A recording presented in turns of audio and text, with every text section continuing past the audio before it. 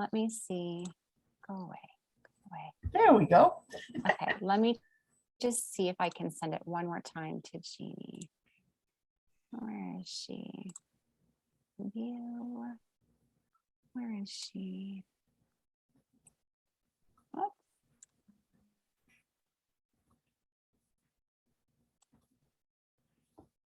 Oh, there she is. Okay, resend.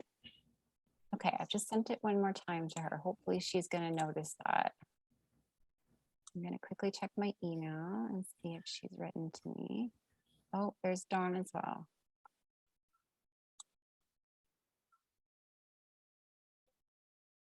Oh my goodness. I was just saying to Jay that today has been seamless. And then now at the end of the day, everything's gone to poop. Oh, no, that's not good. Oh, you know what though, with virtual, it's so hard, right? If you're in person, you just like go to that room for this session, Oh, yeah. go to this room, like, and Yeah. then like a PowerPoint slide might not work, but like you make it work. But virtual, it's like, oh my gosh, I can't be in people's computers. So I wish I could just say, just click that button, and they're like, which Yeah, button? It's like, exactly. oh, it's so frustrating at times. Okay, I just sent it to her. Join. Okay. I've just sent it to both of them, so I'll just give it. Well, I know we're 5 minutes late now, but that's okay. We'll just give it an extra. There's Jeannie. Everybody's I'm trying to find you all. Oh dear, just sent the link again.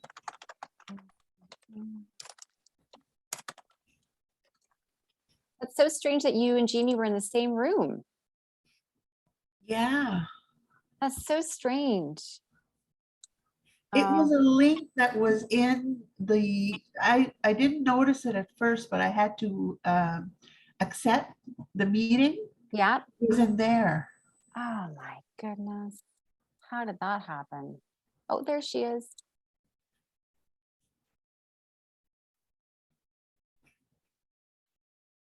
That's what I saw, the J. There she is. Yeah. I don't see. Okay. We'll get there. Hi, Jeannie. Hi. Oh, sorry for the confusion. I'm glad you found us. I think Dawn is looking for us too. Yes, I know. I've been trying to reach Dawn as well. Did you see her in the room too? No, as I was transitioning over here, Yeah. she emailed in. Okay. And so I just told her that Anna and I were in a different room and we were trying to find the link. I've just sent Dawn the link a couple times now, so hopefully she finds it.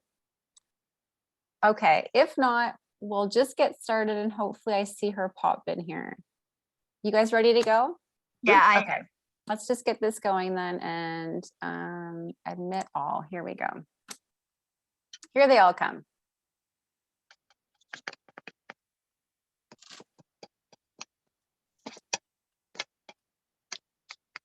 So nice to meet you, Kimberly. Oh, it's nice to meet you finally, Jeannie. I've heard so much about you.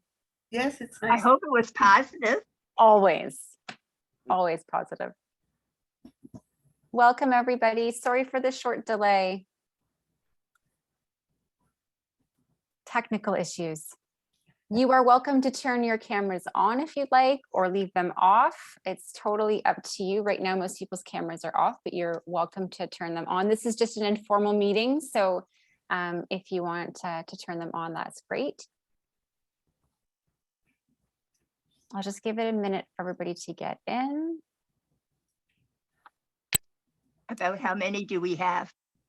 Right now, we are 10 in total. Okay. Okay, there we go. Okay, great. So thanks everybody so much for coming today to this session on oxygen therapy. If you don't know me yet, I guess I'm still within my first year. So I'm still considered a newbie till my year is over. My name is Kimberly Brunel and I'm the Education and Support Coordinator here at PHA Canada. And I'm joined by a wonderful panel today who've been kind enough to offer to chat with me today and with all of you. So this will be a very informal session. This is a meeting session on Zoom, so you can see us and we can see you. I'll try to keep everybody muted, I think, unless you're speaking, just so that we can hear everybody. But this is just going to be a chance for you to ask any questions to our panel or to the group as a whole. I have some questions that I want to ask as well, but just an opportunity to have a chat, really. So if you have a question, you can like wave at me because I can see you, or you can use the raise your hand feature. You can type it into the chat box or the question box. However you would like to do that is fine. So without further ado, maybe I'll ask our panelists just to very briefly explain or introduce themselves, I should say, and we'll go from there. So Anne, do you want to go first? Sure. My name's Anne Fagan. I'm from New Brunswick, and I've had PH for about 4 years now. And I've had the oxygen right from the get-go, even before I was diagnosed, actually. So yeah, so that's me. Thanks, Anne. Thanks for having, or thanks for having. Thank you for coming. Thanks. We're going backwards now. And Jay. Sure. My name is Jay Scraba. I'm out of Calgary. I was diagnosed with PH 4 years ago as well. And for me, I was on oxygen maybe 6 months after diagnosis. It took a little while to get things going. Right. Okay, thanks, Jay. Mhm. And Jeannie. I'm Jeannie and I live in Toronto. I was diagnosed in 2010 with pulmonary hypertension. Mine is mild, so I'm not being seen by the PH clinic. I've been on oxygen since 2011. I didn't get it right away. I got it after the diagnosis of blood clots. Okay. And Dawn, I see you there. Welcome. Sorry for I think we sent Dawn and a few of you on a bit of a wild goose chase this afternoon. There she is. Oh, sorry, guys. No, don't be sorry at all. This is the joy. I was just saying the joy of virtual sessions is Yes. you end up in, Zoom purgatory. So we were just introducing ourselves. Do you mind introducing yourself for us? Sure. My name is Dawn Clark. I've been diagnosed with PH for about, I guess diagnosis actually came in 2019. I started receiving oxygen towards the near the end of 2018. And I was at my worst probably then, and I was just finishing up work. So I'm not working now. And so I'm here, I'm glad to be here. And I live in Southern Ontario. I have 2 sons at home who are in their 20s. And I guess I'm a nurse, but I am not working as a nurse right now. So trying to look after myself, get myself up to speed and up to par. Right. Yeah. Nice to meet y'all. You too. Thanks so much, everyone, for joining us. So let's get started without further ado. I want to mention, though, that we are recording the session. If you're at all uncomfortable with that and you want to ask a question, you can let me know, and I'm happy to pause the recording and turn it off. And we can always put it back on after, or if you want me to edit things out, I can do that. So if the recording is at all uncomfortable for you, I can always turn it off if you'd like to ask a question. So no problem with that. So to get us started, I'm just going to ask this to everybody. But a PH diagnosis has its challenges that come with that alone. But how has the addition of oxygen to your treatment, how has that added a challenge? What challenges have you faced with that addition to your treatment? Are you asking each of us? Anyone who wants to try that one. Well, for me, I got diagnosed about 4 months after I started my oxygen. I couldn't catch my breath. Every time I do something, I'd be out of breath. And I went to the hospital thinking that it was my heart, but it was actually PH. And the challenges, there's so many. How do I list them? I think it's carrying it around, like the actual oxygen carrying. I always, if I sit down somewhere in a doctor's office, let's say, I put it down, I'll get up without it and I'll, almost choke myself. Those are simple physical challenges, but as for the actual pH challenges, I was sick for a couple of years and they're like a blur now to me. I barely remember it. I don't know if it's just a mechanism of my brain that just doesn't want to go there. But yeah, it's hard to pinpoint one challenge. There's so many. Thanks, Anne. Jay? Sure. So for me, even getting on oxygen was a challenge, but we can leave that alone for a while. We'll come back there.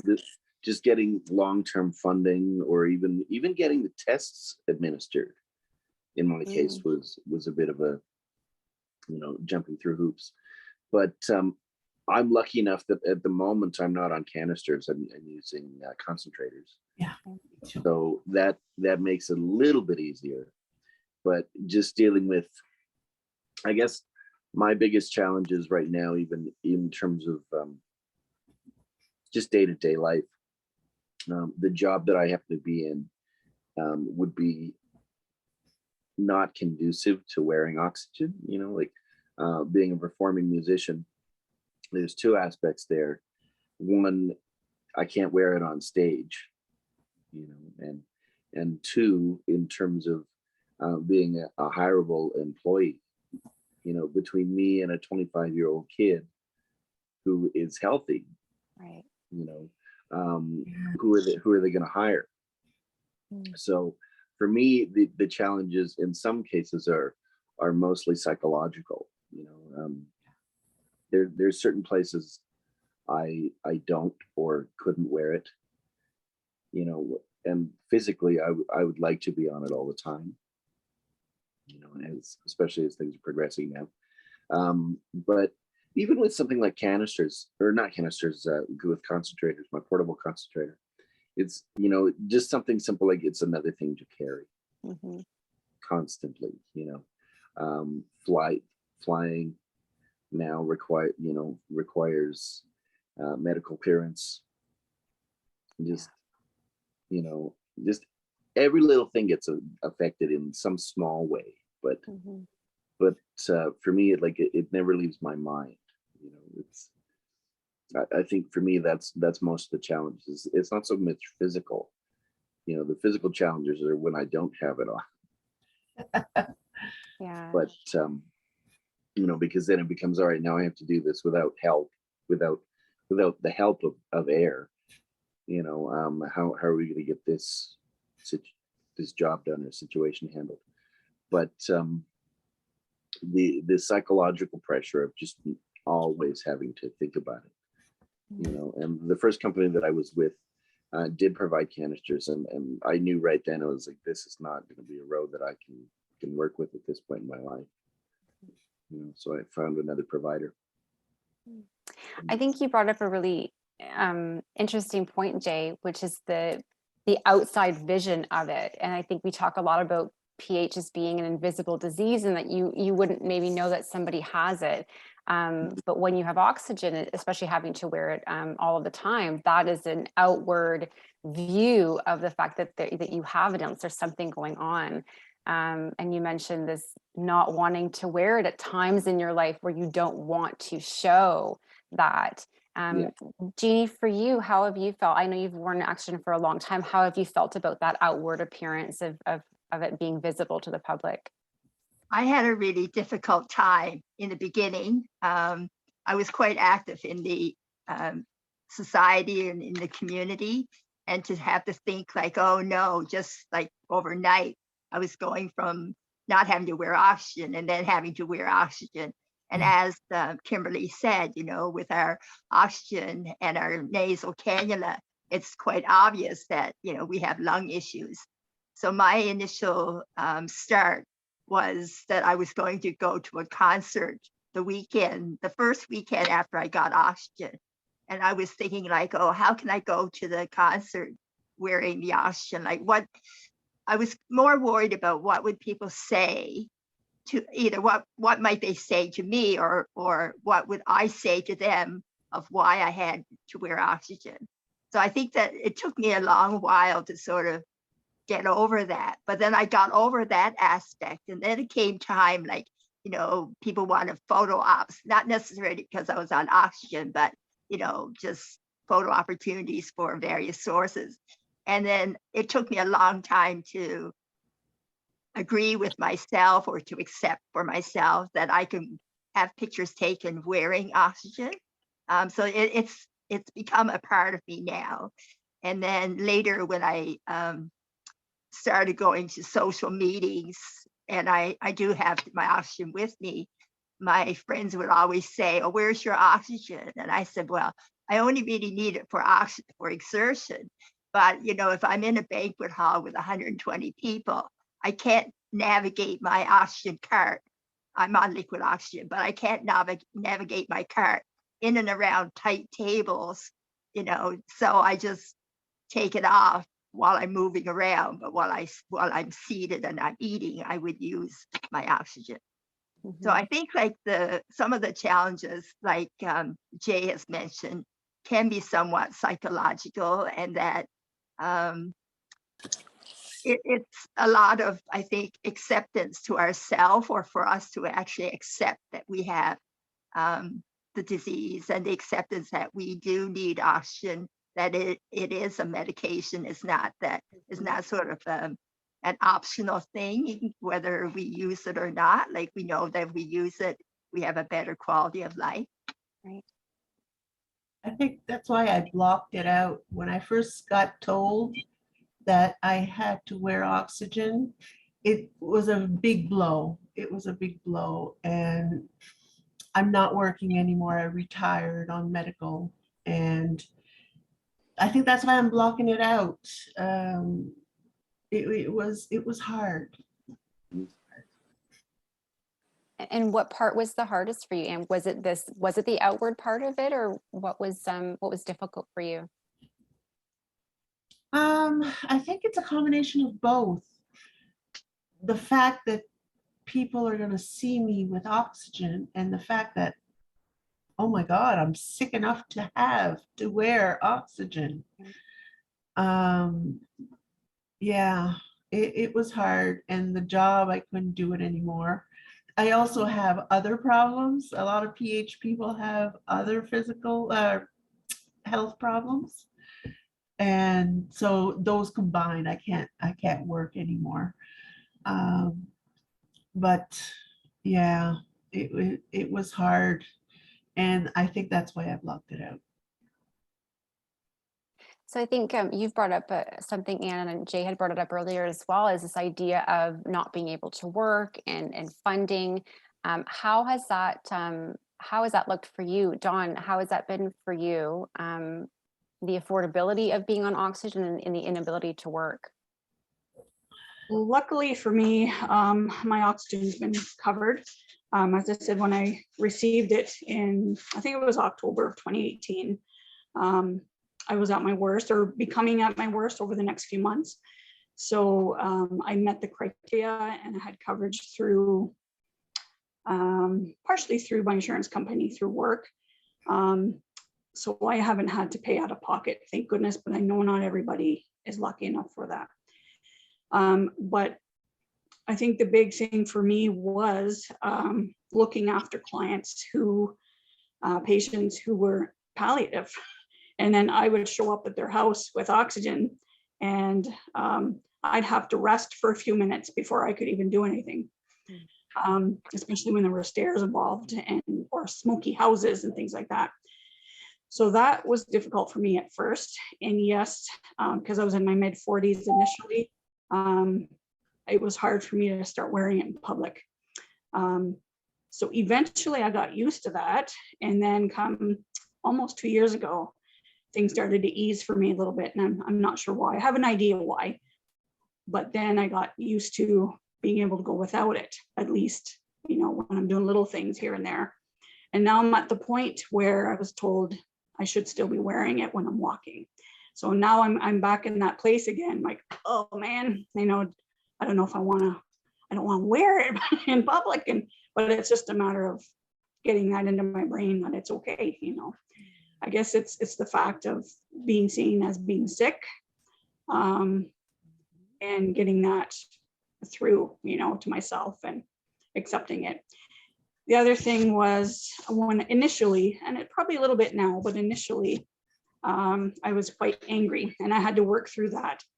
Been angry with the start of having to wear it, knowing that of my life choices that I made were good life choices, other than my love of food, I guess. But in regards to food, or not food, smoking and marijuana, things like that, I never did.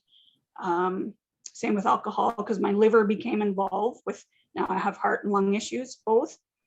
So the liver became involved, and I thought, I rarely ever drank either in my life. So I went through a lot of anger, where I know that a lot of relatives and other people I knew drank a lot or smoked or did this and that. So yeah, it was a big thing for me to have to work through as well. But the affordability, yeah, I'm lucky enough to have it covered so far. I just have to start wearing it now when I'm walking. So yeah. Anybody else on the panel want to speak to the topic of affordability and not being able to work? I was lucky. I worked for the federal government, so I got a good pension, and I also have my health care. So financially, I'm okay. Just like Dawn. And in my case too, it's been covered. I qualified early on, but like I said, even in that situation, convincing the people who hold the purse strings that I was actually sick enough to need it was an interesting journey. I was covered from the beginning as well. I had already retired when I got diagnosed. So for me, I think that in itself was a big blow, because I was thinking of, I had retirement dreams that I couldn't fulfill once I got diagnosed with pulmonary hypertension. And as much as I love to travel, I have traveled a few times with oxygen.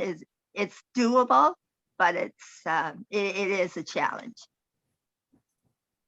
Yeah, that brings me into my next question, actually, Jeannie, perfectly, as I was going to ask about, I remember speaking recently to someone, and they said, I've lost my inability to be spontaneous.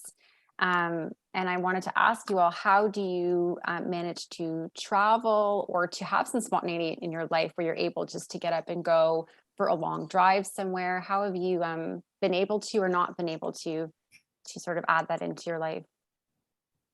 I'll just go. I find that now having oxygen, it requires a lot of planning. So when I get up in the morning, I have to plan out the whole day in full detail, especially if I'm going to leave the house. How far am I going? How long am I going? How much oxygen do I need? I have 2 portables that can give me a supply of up to 4 hours of liquid oxygen. However, liquid oxygen has a tendency to vent. The equipment has a tendency to vent. And so in the end, I might only have 3.5 hour supply instead of a 4-hour supply. Pre-COVID, I used to travel by Toronto Transit, and I would have to factor in transit delays or other delays. And if I were downtown, where could I get my tanks refilled before I made the trip home? So I knew where to go at the 2 hospitals that I deal with. However, if I was in a different part of downtown, I would have to make myself to the hospital, get it refilled, and then continue my journey. So that was troublesome for traveling that way. But I usually find now for walking around, I have a rollator now, so I could put my oxygen portable into the rollator, and I just roll along. So the rollator basically is an on-demand seat for me. So if I get tired, I could just sit. Because that was that was another issue that I had, was I always pull my oxygen behind me, but if I got tired, there was not always places in the community to sit down and rest. Right. Mhm. Does anybody else want to add to that? For me, it's the driving or doing those kinds of things. Luckily, like Calgary isn't set up great for public transit, so I don't use it very often. Usually, I'm in a car, so that makes it a little bit easier for me in terms of being able to carry a concentrator with me and have it there. For me, it's flying, because now there needs to be paperwork, and depending on the airline, like some airlines, the paperwork from your doctor is enough and they just clear you, and others it's like, okay, well, we have to clear with our in-flight physician. So there's time involved for those kinds of things. So the spontaneity of travel, I mean, usually if I'm traveling somewhere, I'll know a month or two ahead anyway, so it's not too much of a problem. But just maybe the cumbersome nature of it, is, again, now it's another thing that we have to bring. For me, that it's not a big issue, but it's again always something to think about. It's another piece. Mhm. You also would have to consider the airline approved portable concentrators as well. Yes. Yes. Yeah.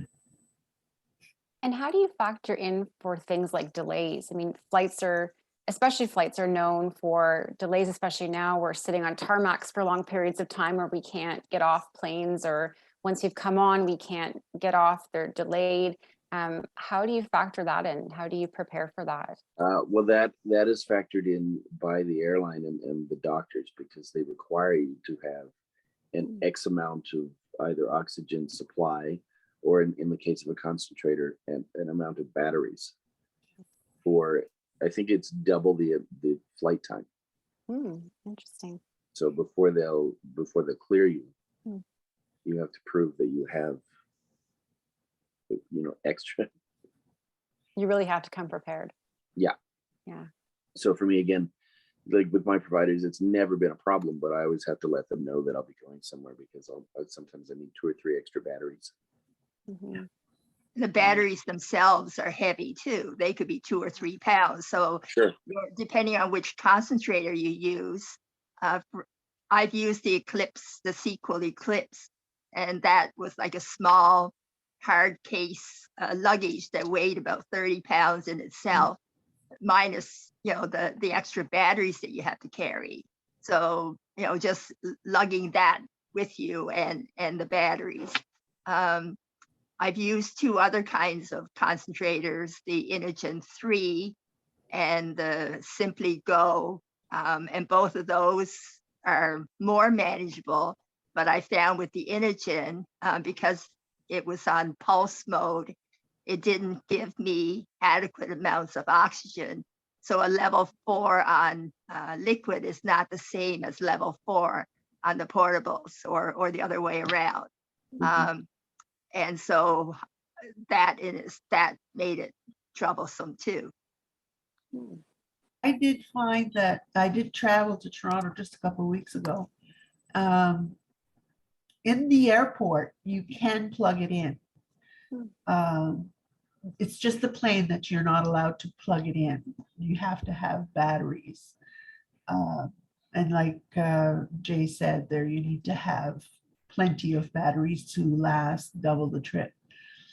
But in the airport, once you get to the airport for a connector flight, let's say, or there's a delay at the airport, you can plug it in there. That's what I've been doing, making sure it's all charged up at the airport, having my extra batteries all charged up, and then when you fly, you're fully equipped. Yeah. Also, when you're in the airport, if you're traveling, especially if you have oxygen, it's a good idea to request a wheelchair. or some cart. Some airports have, it looks like a golf cart. Somebody drives it, but at least you could conserve some energy that way. Yes, Especially if you have true. far to go. Yes. Yeah. Yeah. Vanda, do you have a question? Here, do you want to just unmute yourself? There you go. Yeah, I do. Has anyone, when I was looking at Air Canada recently, because I'd really like to go out to Red Deer this summer, seeing as with COVID, I haven't seen my daughter in over 2 years now. Anyway, they said on the site about using their oxygen for, it was like $17 for the flight if it's in Canada. Yeah. Has anybody done that? No. I didn't No. think oxygen on flight would be that inexpensive. I thought it was probably the cost of a trip. No, according to their website, it says $17, but if you're doing an overseas flight, it's over $200. The ones that I've traveled so far were absolutely no oxygen on their flight from them. They specifically said you have to provide your own. Is that Air Canada? I've flown Air Canada, I've flown American Airlines, Delta Airlines. I think that's about it. Yeah, Oh, sorry, Me- Diane, do you have something to add, Diane? I usually, anytime that I have flown, I go through the clinic as far as how much oxygen I need, and then I in turn give it to the Air Canada is who I usually use, and they supply the oxygen, and it's all there for me. Oh. And you get pre-boarded. Yes. And yeah, just as long as you make sure that there's a flight. Like when I came home from Ottawa after my surgery, I had oxygen with somebody bringing it right up to the to being loaded up, and I thought that's odd. I wasn't getting called, and I was watching all these people being pre-boarded. Well, what about me? And they didn't have the nerve to tell me that they had no oxygen for me. So my cousin, who flew from Edmonton, and all he had was his CPAC machine, but he just thought he was going to be picking me up and coming straight to Vancouver. Unfortunately, we ended up, there was no hotels in Ottawa because there was a big convention, and we ended up going by taxi to it used to be Hull. What is it now? No. Huh? Yes, no. Yes. No. Thanks, Jean.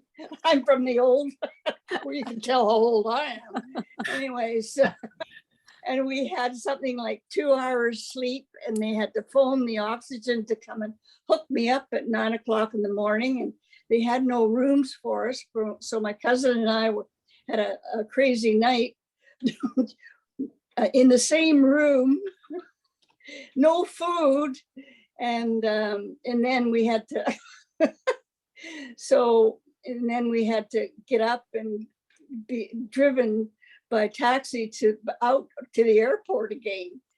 I mean, anyways, that was just, and there I was, I could hardly walk, talk, or do anything because I had been in Ottawa for 2 months. But yeah, no, getting back to the actual problem, I've just gotten oxygen right from Air Canada. I wasn't mistaken. I wasn't Air Canada I flew. It was Porter. Oh. Yes. I mean, I just got great service. I mean, with COVID, I'm sure maybe it's changed a lot. And that's what you almost have to do your research to find out what's happening, because Yeah. things just aren't like they were. I don't think they ever will be again. So having oxygen is I just wish they would make it smaller equipment so I can lug it around. I'm getting to a point I can't lug it, even walking, and I don't have a car. So, you know, it gets worse and worse, and especially with COVID. So yeah, there's a lot of issues to look at, and having auctions certainly does impinge a lot of access to a lot of things. But on the bright side, I am now going to the pool. We have a brand new pool out here, and I'm doing aquasize, and I can take my oxygen if I need it. So that's exciting. So there's always hope. But it's sure Diane, so- do you put your oxygen on the deck? And how long is your tubing when you're swimming? oh, I don't need it. I'm able to, you know, I stay near the edge of the pool, and if I feel I need it, I'll get out and go.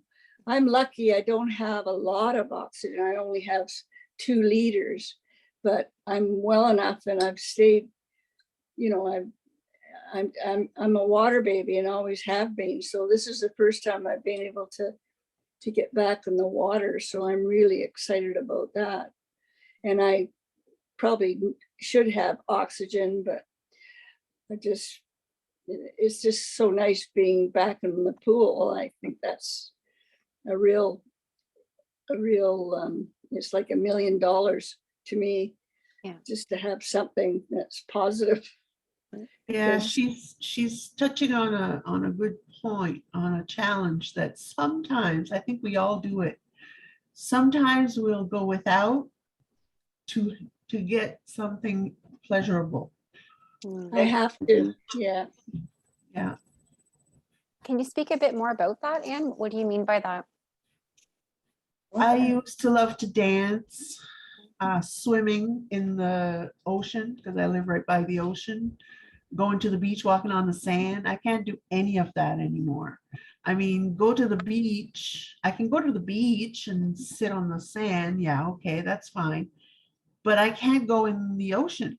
What am I going to do with my portable? Mhm. So a person would almost have to go without, go walk a little bit in the water, come back out, put it back on. So it's frustrating. You really lose your independence. Yeah. In general, I said to my doctors a while back that, how do I want to put it? That, I said, I'll never get back to normal, will I? And they said, New no, normal. like, Yeah. my normal before I started feeling symptomatic, because, we're not talking about drug therapy today other than O2, but every little thing that happens is, okay, there's another adjustment that I'm going to have to deal with. It's like, even like you said, like going, okay, well, I want to go swimming or go into the ocean. Well, you can do it for 5 minutes Exactly. and then you'll have to come back out. But like, when you're a healthy person, I think that's the thing. I'm not going to change the subject, but just as an example, we were planning a trip to Las Vegas, just a quick weekend, to go see a concert. Ultimately, it's been canceled, so we're not going. But I had to tell my partner's father, because he was going to come with us, that I'm ill.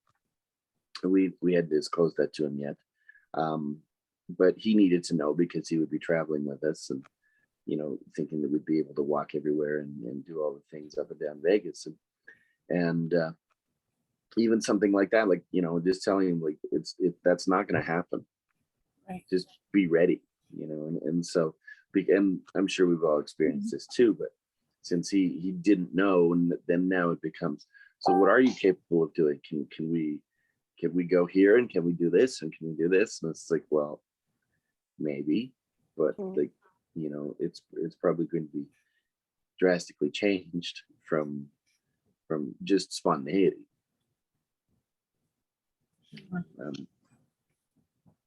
Yeah,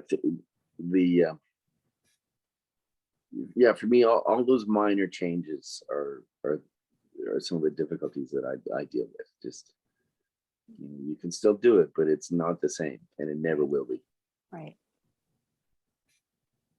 Thank you for that. I mentioned challenges with using oxygen in like on the sandy beach. Trying to pull a concentrator or a portable over snow is not easy either. If the streets are not plowed, or even if they are plowed, but the sidewalks are icy, then you're pulling your concentrator. You don't want it to sort of go off track, and or if you fall, then the machine falls with you. So yeah, there are challenges that way too with snow. Yeah, Vanda, I see you. Yeah, can we just to do traveling? My husband has some questions. Absolutely. So Gord? our supplier has been really good to us, and we have equipment here that we can fill our own tanks, and we have the small battery machine as well. And we have the condenser and the compressor. So for us, we can throw all that stuff in our vehicle and go away for a week here. We can drive for 2 or 3 hours and stay. Now, to go out west, like Vanda alluded to earlier, we can get out there with the small battery operated machine. What do we do when we get there if we want to stay for a couple of weeks with our daughter? Do you know, has anybody had any experience with something like that? Yeah. Yes, Yeah. I've rented them. When I went to Toronto 2 weeks ago, Yeah. I'm with Vital Air, and Vital Air is right across Canada, and they Yeah. provided a concentrator for me at the hotel. At the hotel, yeah. Yeah. Okay. So We need one to get to take that can go to her house. Yeah, I'm sure it Yeah. would go to the house too. yeah, It was just where I was. That's why I say the hotel. We need to get in touch with Vital Air. Or Yes. deal. Yeah. yeah, wherever you're going. Or there's, through our- yeah. Yeah. Okay. I'm They're with really good. ProRest in Ontario, and they will find the providers, like either their own providers or competitor providers at the destination that I'm going to. So I would be given that information ahead of time. I also would have to provide that information to them, where I'm staying, what equipment I need. But on several occasions when I traveled with liquid, they had provided a liquid reservoir at my destination, so I could fill it there. And then they would just come and pick it up there. It also happened in Toronto when I went to a couple conferences at hotels.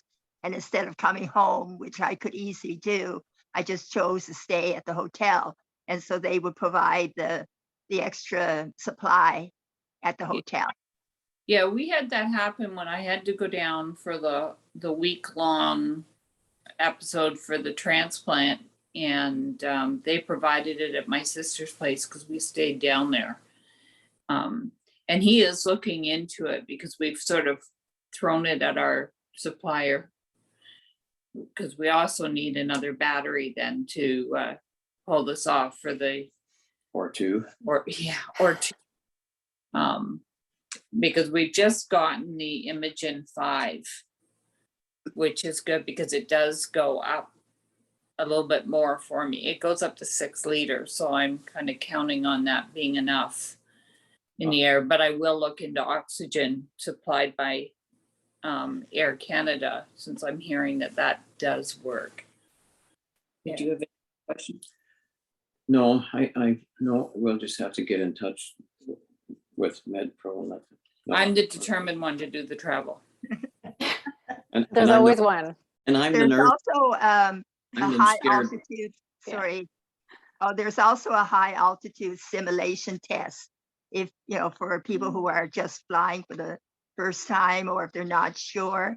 And hospitals could offer that to you to measure how much oxygen you would need at higher altitudes. It's called a HAST, high altitude simulation test. Well, Okay. Interesting. Thanks, Jeannie. I'd like to say just one last thing about the travel. I've also gone on a cruise with oxygen, so it is doable. I went to Scoot Around, it's called, for my scooter and my oxygen, and they would put it on the boat. Scoot Around, all in one word. oh, okay. And Vanda and Gord, if after this in the weeks to come as you're planning, if you have more questions or hit roadblocks, let us know. And we've got these wonderful resources here that we can help link you with. So, yeah. Thank you. Thank you. Good luck, Gord. Thank you. Somebody has to be the nervous one. That's usually my job too. So, I'm going to change focus just for a minute. When we first promoted this session, we really thought it would be a great idea to have this session hosted by a respiratory therapist. And we got to planning and getting the session going, and it turns out that was impossible for us to do. And so it created a conversation with some of us in the office. And I know Jolene's here today, and we were talking a little bit about with her as well. But this lack of respiratory therapists in the assistance of especially PH patients with oxygen. And I'm curious to ask some of you, have you had the support of a respiratory therapist? Have you been able to be under the care of one? Have you felt the need to have one? I'm just going to pose that out there for anyone who wants to jump in. I have an excellent one with ProRes. So I can email her at any time if I need to reach her, or I find it hard to reach her by phone, but if I email her and write out my concern, she will respond back. She or he will respond back quickly, actually, like within the 24 hours. Anybody else? My team as well. I've found them to be nothing but helpful. You know, I'm with Carica, and if and when I need them, most of the time I'm pretty stable. They kind of just leave me be. We do 6-month checkups, you know, in terms of how things are going. But right away, emails are responded to within 2 hours usually, and I've never had a roadblock in any way. That's great. With anything that I've needed. It's always been short. What do you need? We've got it here for you now. You know, so I've been really lucky in that regard at the clinic as well as the hospital. Oh, and you've been able to see somebody at the hospital as well? Yes. And I see you nodding your head. Well, I'm agreeing with him. Yeah. Same with me. I can call in. I don't email, I call, and she calls me right back. I'm with Kelly Gould. Kelly's an all-star. Yeah, and anything I need, she's right there. Okay. She was on this morning's session. Was she? Yeah. Yeah. I will say though that you know, when I was originally diagnosed, not that there wasn't a lot of help, but I think there was just a lot of things going on in my head, and they said, okay, like we just pick an oxygen provider and we'll get things underway. But you know, I was 38 at the time, had never heard any of this stuff, so I just went with, okay, those guys, and they weren't as good. This is the second company that I've been with, and the first company dropped the ball on me a lot. So you know, in terms of care providers, you know, I noticed a difference in quality, even just with meetings that were missed. Okay. You know, So they're not all built the same. They're not all built the same. So, you know, I would say, like, if you're not happy or you're having troubles, keep looking, because there's good people out there. Yeah. Is there anything in sort of your education around being an oxygen user that you feel is lacking, whether that's coming from us, that's something that we can fill, or in a respiratory therapist role? Is there a piece of what you know and you don't know that you feel like you'd like to have filled? Sure, Diane, go ahead. I don't know what I don't know. But No, I think I'm pretty well versed when it comes to my oxygen. That's just me. I don't know if the others are the same. Diane, I saw your hand up. Well, there's a couple of things. One thing is the availability of buying oxygen equipment is a big one. And, you know, that is too bad that, you know, I've been around this for almost 10 years now. And you're still very limited in what you can do and where you can go. And I don't have a car, and I'm getting older, and also, you know, to carry all this equipment and to do it. So you really need somebody with you. And I mean, I have a therapist because I have COPD, and I have home, and they come in and do all the same things that I get at PH. But so I'm fortunate in that way, but there's really needs to be a lot of research to try and so that we can be somewhat new normal. I mean, to have this added oxygen, it certainly doesn't help you kind of get around. And you could, if there was something that was more doable for all of us. We have to live being sick because we always have this other companion with you, whether you like it or not. Mm-hmm. And it just doesn't seem to be that available in short term. I mean, yeah, the flexibility, you know, just be, yeah, it's not fun, and it really turns your life upside down, that's for sure. Especially if you've been always so active, and then you're just stuck in trying to find avenues in order to try and have some pleasure. Right.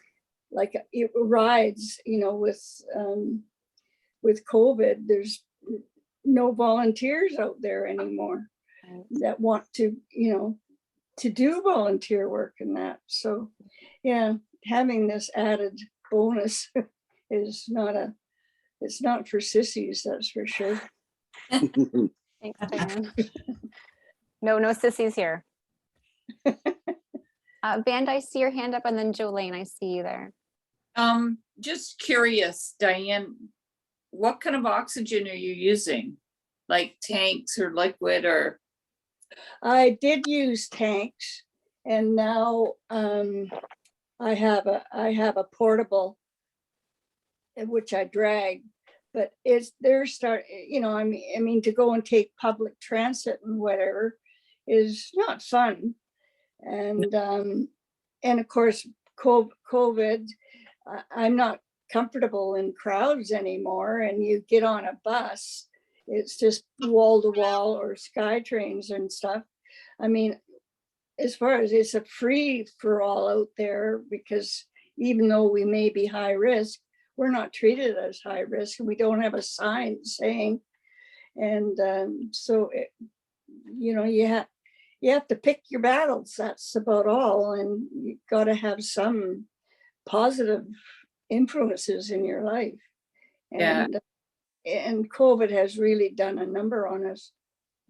I only asked because when I was on liquid, that's when they said to me, I must get a walker. Mm. And that way I got a basket for my walker that held 2 of the liquid tanks. And it made a huge difference for me getting around, because pulling doesn't work for me. It still doesn't. If I have to pull something, my husband pulls it. Yeah. And if we go for a walk together, he carries the portable too, because that extra weight on me pulls me down that little bit.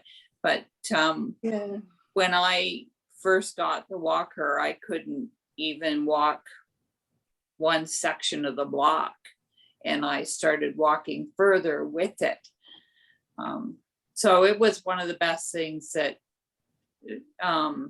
we spent any money on, and I did get funding for most of it.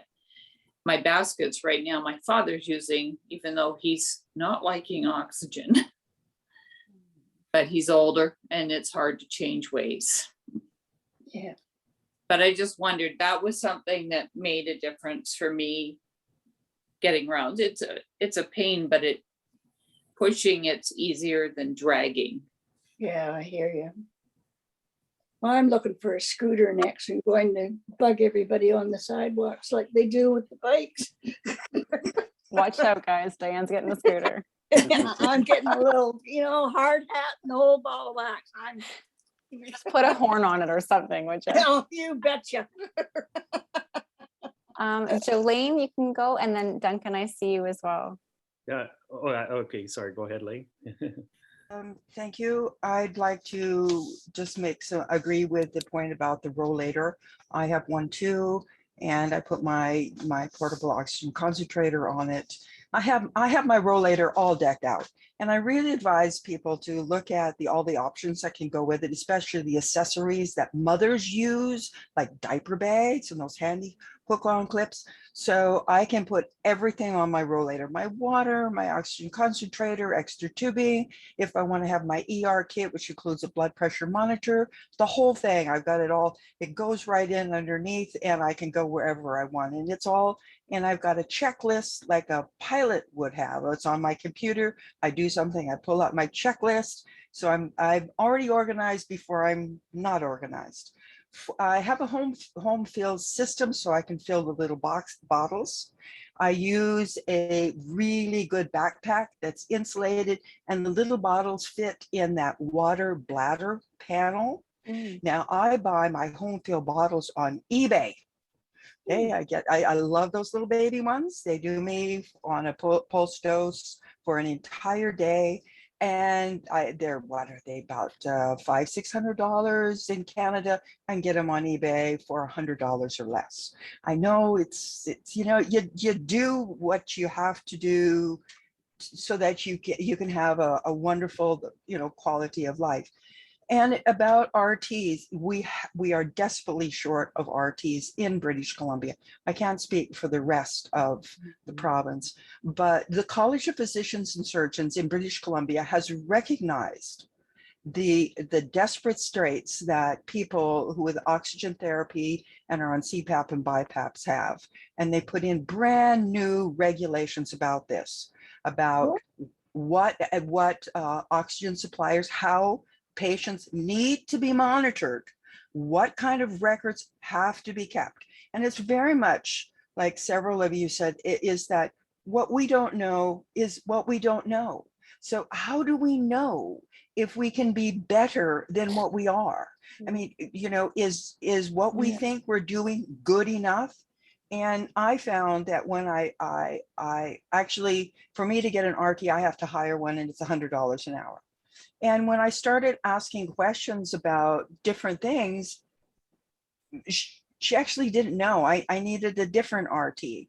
And Jay's right, where I started with one oxygen supply company. And then the first RT I had there, which was Glenn Hood, was absolutely fantastic. And guess what? The Arabs took him. He went to the Middle East. And then it just sort of fell apart. And then I'd get somebody else who would come out on 6 months basis. And then there was nothing at all for a couple of years. So, but we're short of RTs in the province. And so it's very nice with the college coming out with these new standards. They're downloadable on their website. On diagnostic imaging. It's like 54 pages. It's wonderful about how someone is supposed to be monitoring us, our oxygen use, what we're doing, and it's supposed to go in doctors' records. So I think we should all say hallelujah and thank you to the College of Physicians and Surgeons in British Columbia. Thank you. Thanks, Jolene. I've never heard of it. Well, if you'd like, I'm sure Jolene would be kind enough to share that with me, and I can forward it out. Would that be okay? Oh, Yeah. absolutely. We're happy to do that. Yeah, I'll get that from Jolene, and then I can send it out to all of you. And if you have questions, we can chat that way after. Duncan, I didn't want to miss you. Oh, that's okay. Thank you. I appreciate all the experience all the tips that people are sharing. I really appreciate your time and your effort. And I had a question regarding some of the specifications that are on these portable concentrators. They have a low threshold of temperature where you're, you know, able to have the oxygen concentrator out walking around. And of course, in Canada, it gets colder than that threshold. So I'm just wondering if anybody could speak to any difficulties that they've had in wintertime with their portable concentrators, if they've run into issues with not getting enough oxygen.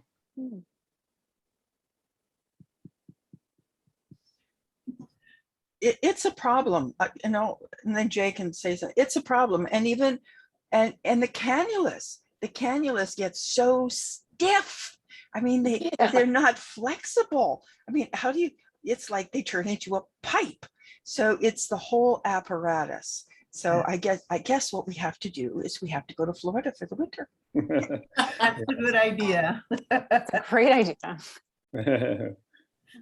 I tend to thread my tubing up under my, underneath my jacket. So it would be on the inside. So similar to what I'm wearing now. So only the actual nasal cannula on my face is visible. The rest of it is, or at least a portion of it is tucked in under my clothing. And that sort of helps to warm the air that I'm breathing.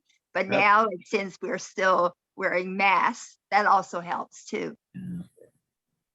Thank you. Yeah, that's good. I was thinking a winter jacket having over the concentrator might block the air that's coming in to help convert to oxygen. So we'd have to have a baggy jacket for that probably. Yeah, if you're on liquid oxygen, the liquid oxygen equipment needs to be able to vent. So the opening of your bag or container for your liquid oxygen would need to be open. Okay. Otherwise, you would have it would freeze on the outside of the concentrator. Okay.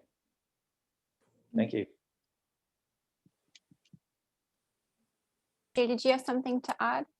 Well, I was just gonna say, like, I think like most things in winter in Canada, like nothing likes to work at -40. But like for me, if I know that fact, that I don't leave my concentrator in the car, you know, to freeze for 5 or 6 hours, it'll always come in with me to a room temperature place. If I end up having to walk around with it for any length of time outside, then it's one of those situations where it'll be under my coat. You know, just trying to insulate the device as much as possible. Okay. You know, I think it's just like anything else. Like you just have to be aware that it's -38 outside. You know, there's not very many things that want to work well at that temperature. No. Including me. Thank you. I'm amazed that you would even go out into those temperatures. Oh, I didn't say for very long. Okay. I like Jeannie's point. The masks, actually, the one thing I like about the mask is in the wintertime. As much as they're kind of a pain with things, I find the difference in warmth from my nose between the oxygen and the air makes a huge difference with them. Okay. So I'm more inclined to put the mask on just for that purpose. Mm-hmm. And for anyone that has problems with dryness of their nose, using either the home concentrator or your concentrators, your portables when you're outside, it's recommended that you use a water-based lubricant gel or instead of an oil-based product. And I also find going to pulmonary rehab or having access to pulmonary rehab classes online are very beneficial as well. So here in Ontario, in Toronto, we have the Lung Health Association has hosted, this is their third session now, but for me, it's my second session of 10 weeks, twice a week of fitness exercises and with fitness instructors. Yeah, Go ahead. Diane. Diane, did you have your hand up? In BC, I've been in the cardiac rehab. I was accepted, and it's a 8 to 10 week course, and it's dietitian and so oh dear, and they have physio and you know, all the things to you know, to keep teaching you new things in order to keep active. I think that's the biggest thing, is try and keep active as much as you can, even though it's a little bit is better than nothing, because we really, I think it's really important to exercise. And you don't have to be you know, muscular or anything else. Just, you know, be very aware. Wiggle your toes, your nose, or whatever. Just, you know, you really do have to. If you don't use it, you lose it, folks. It's about trying to maintain what you have. That's rather right. than get anything back. Yes. It's at least maintaining where you're at so that you don't lose what you do have. Yeah. I'm conscious of the time. We've gone over a little bit, so I apologize. I thank you all so much for staying on. Is there any last comments or thoughts or questions that people didn't get to ask before we log off for today? Okay. I just make a comment to do with what Diane just said. In 2019, I was on death's door, and I was listed. I was on the active call-in list for a double lung transplant, and they have a very set of exercises in that you have to do, and you have to do them there at the hospital for the first 3 months, 3 times a week. And I live an hour and a half to 2 hours from the hospital, depending on the traffic. So we were tripping down there 3 times a week. Wow. For me, I was doing that for about 2 months, and I got put on the sideline of the list, which is where I'm sitting right now. So when things get worse, I will go automatically back onto the transplant list without having to go through all the acceptance things and tests. I will have to just have a couple things updated. But the exercises have done so much. And since then, I've also dropped about 30 pounds, which those exercises have helped me do, and just cutting back on what I've eaten. I haven't done any dieting per se, but the exercise is huge, and it's very hard. And like that, I couldn't walk even one length of the part of the one square of the block, to put it that way, when I was down there to start with in 2019. So I've come a long way. I can now do a large block. And that would be it's really my biggest piece of advice for anybody. Do what you can. Push yourself a little bit. Like, I know a number of people were getting onto those QBs. That's great. You know, even if you can't move a lot, you're getting your legs going. And they say for transplant, leg strength is the biggest thing. Yeah. Because when you come out of it, you can have really strong legs, but they're as weak as can be after the surgery. And of course, I've gotten to know a lot of people who've had the surgery now, because I'm on that support group as well. But just, you know, my piece to add to that. And I mean, being with the pain in the butt of oxygen and everything, that's my big thing. I work at keeping going, even though there's days I don't want to do it. No. But I work at it 3 times a week. So just a point. I think it's a good point. It's a good point to end on. I think my last question wanted to end on a positive note. So I think you did that for us. Thanks, Vanda. And speaking of exercise and nutrition, we, at this same time now, we had a concurrent session on exercise and nutrition, and it was recorded. So it'll be available if you want to watch it back after. And I'll leave you with the idea that the physiotherapist talked to me in length about, which was really eye-opening to me, which was the difference between exercise and physical activity. Because like she said, we talk about exercise, but for this population, it isn't a lot about exercise. It's really just about being physically active. And that's two very, very different things. And so sometimes when we say exercise, it can really seem like, ooh, I can't do that. But just to be physically active is really the goal in this community. So thanks, Vanda, for leaving us with that. But if you're interested in more of that topic, I encourage you to watch that recording when it comes out next week. So thank you so much, everybody. Thank you to the panel. I really appreciate you all being here. And I think we'll try to do this more regularly. I think this is a good topic and a good group to get together. So stay tuned for this again sometime later in the year. Well, thank you for having me. organizing. Thank you so Thank much you. and enjoy your conference. I look forward to seeing you all the rest of the week and then into next Saturday. All right. Bye. Bye, everybody. Thank you. Take care. Bye-bye.